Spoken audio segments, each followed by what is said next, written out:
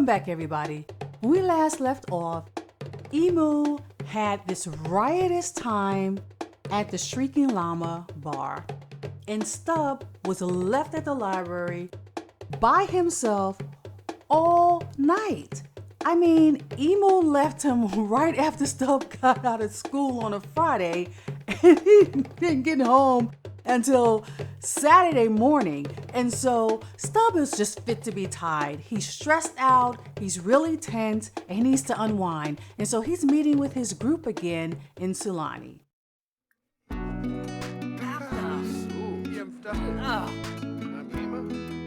And so Stub is just like using all kinds of foul language. He is just so angry and stressed out. He's just gonna go up there and take a nap right now. But Emu is like, look, just because I fight and I curse and I do all that kind of stuff, it's not okay for you to do that. You're still a child. I know you think you're grown, but you're still a child. And so Emu's gonna go over there and just kind of correct Stub's bad choices of just cursing and yelling and being nasty. And Stub is just like, look, this is the pot calling the kettle black. How are you going to sit there and try to correct me when you're in a fight club? Emu is like, well, you got a point there. And so Stub is just going to go ahead. He's going to just have a nap. He's really stressed out. He's still having some PTSD. He's still kind of can't escape the nightmares of his childhood. Things just got serious because it is now a thunderstorm, and ELSA is just playing pirate. She's just playing pirate, just running up and down from the pirate ship out in the middle of a thunderstorm. She's seen some serious thunderstorms, being from Windenburg, living on an island, and so thunderstorms are not anything that's not new to her. The only thing that's not new is that she was able to go in the house. She had the warmth and the safety of her bed. You know, she was able to just be around her older sister who would comfort her, or her mom and dad, and now she's out in a park in a pirate ship in the middle of a thunderstorm. She's completely miserable. She is famished and she stinks.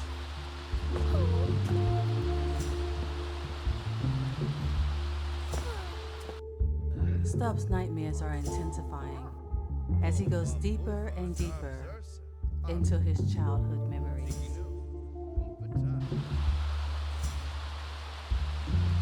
Yeah, he's just kind of stuck in that one spot. He don't know what to do. He's exhausted. But Max, he's sleeping. He's so exhausted.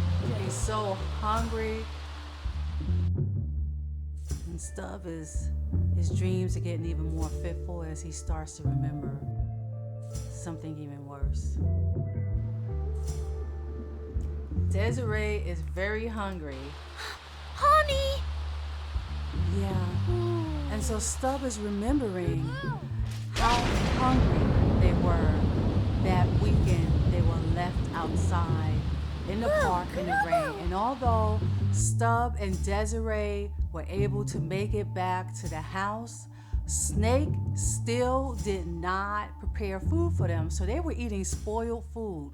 Meanwhile, back at the park, Ritva collapses out of sheer hunger and just tiredness. He's sleeping in the middle of a puddle. DESARAE and Max are pacing around the pirate ship. They are so out of it right now. They're so confused and so famished. They're just dizzy, just walking around in circles. They're smelling foul. They had a baby. You would think they would be a little bit cleaner because it's raining outside, but no, they still kind of reek because they haven't used any soap out there in the rain. They're just miserable. They're soaking wet. They're tired. They're hungry. Just miserable. Miserable. Meanwhile, back in present day Sulani, Remy is fire dancing. And it's almost as if he is reading Stub's mind while he's dreaming, because the flames of the fire are reminiscent of the anguish in Stub's soul as he just continues to dream about the nightmare of his childhood. Coming back into the house, Snake immediately sent Stub back into that basement to create more potions. And so Stub is uncomfortable. He hasn't been able to change his clothes. He's just exhausted. And Desiree is just standing there trying to just comfort Stub.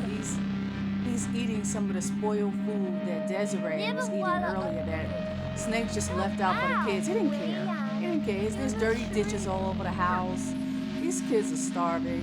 They're so hungry. They're eating spoiled fish. Can you imagine what happens to a child who eats spoiled fish? It's not a pretty sight at all. And Desiree and Stub are back in that basement. Desiree just had it. She says, you know what? All he's gonna do is just make us create these potions. I don't care. I'm just gonna make a mess. Maybe it could blow up down here. We can get out of this nightmare. And Snake is like, what is going on? What is going on down here? I told you guys to make potions. And so he just had words with Desiree. And Desiree was like, terrified. She ran. She ran from him, and Snake chased her upstairs. We don't know what he's about to do. He chased her outside. Desiree was just trying to get away, and he just like, I'm not done with you, young lady. I'm not done with you at all. And he's just yelling at her and just saying foul words to her, and now he's just commanding that she go downstairs and she clean up that mess that she made. And Desiree reluctantly is going back in the house. What can she do? She can't fight this man. She's going back downstairs to clean up the mess she made and get back with the program.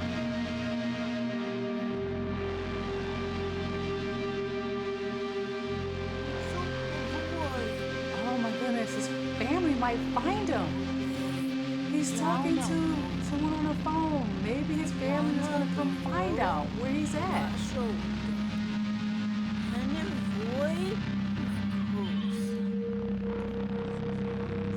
The Stub wakes up. He's like, you know what? I'm done. These nightmares, too much. Too much for me. No more nightmares. I'm up. So he decided that he was just going to buy a potion, and he was going to just do whatever he needed to do to take away the pain. And so he got this potion that kind of made him carefree. He gave one to his brother as well, Emu. So now both he and Emu are carefree. He's thinking Sulani was a place of salvation. I shouldn't be revisiting all these old dark memories here in Sulani. I need to be in a place where I'm carefree. And so he's just like, let me just get back in the present, get away from those bad dreams, reconnect with my group, and really just focus on collecting and building friendships and just stay in the present. There's nothing good in the past. So let me just stay in the present and just focus on moving forward. And that's what he's doing.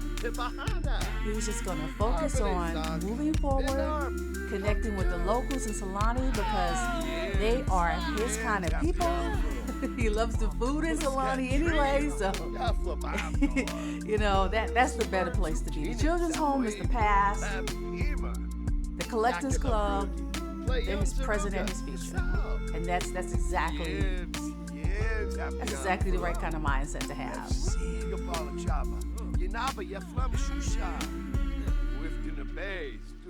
So he's just gonna dig in the sand. He saw some of his comrades already found some seashells, and there's probably some other things there in the sand, some gems or whatever. And so he's just gonna go ahead and just dig in the sand and just see what else he can find and enjoy his evening in Sulani.